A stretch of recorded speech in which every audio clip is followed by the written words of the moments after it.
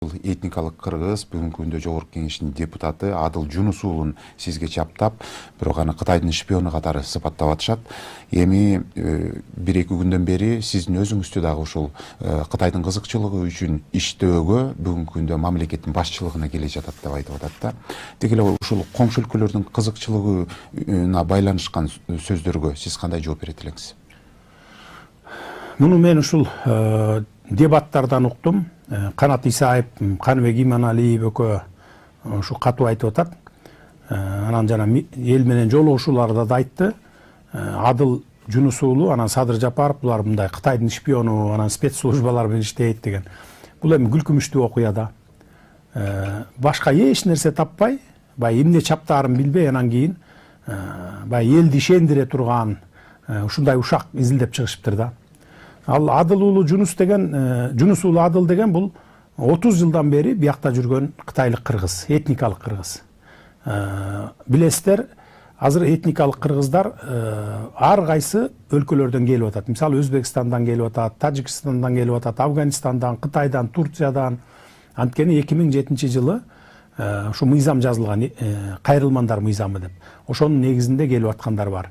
Ага чейин деле келип, ошо биздин жарандыкталгандар бар. Мисалы кытайлык кыргыздар. Булар Кытайдын территориясында калган эмес. 50-жылдары жылдары ушу Сталин менен Маузудун жер бөлүшкөндө биздин ошо тоолор менен болсун деп туруп, ушу Тянь-Шань тоосунан бөлүп койгондагы ар жакта биздин жерлерибиз менен кошо биздин жарандарыбыз калып кеткен. Анан кийин кой эми биз биякта Кытай мамлекети менен калып калбайлы, өзүбүздүн жерге баралы деп 50-жылдары, жылдары, 60 жылдары ошо ар жакта калып калган, Ала тоонун аркы бетинде калып калган кыргыздардын бардыгы Көлгө келген, Нарынга келген, мына Ош, Алай, Чоң Алайга чейин келгендер бар. Муну бардык калкыбыз билет.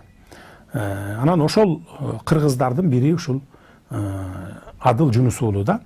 Кытайда азыр бүгүнкү күндө 250 000 кыргыз бар.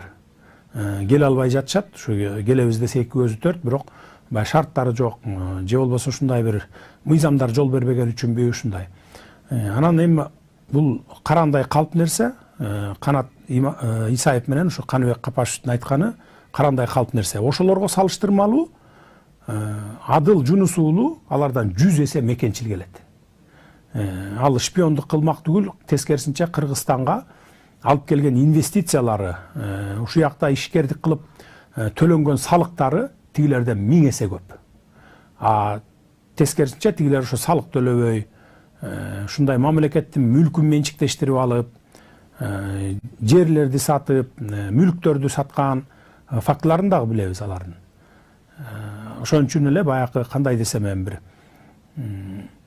бир жоопко тартыла турган мезгил келип калса, ушул бир мен кыйкырып чыгып ушинттим эле, оппозиция болуп чыктым эле, анан ошого жараша ушундай мамиле кылып атат деген сыяктуу бир алдын ала бир кандай десем бир защита кылып өзүнө өзү арканды алыс таштап ушундай кылып аткан ушу бир мамилелери деп эле эсептейм да, жамандап аткан.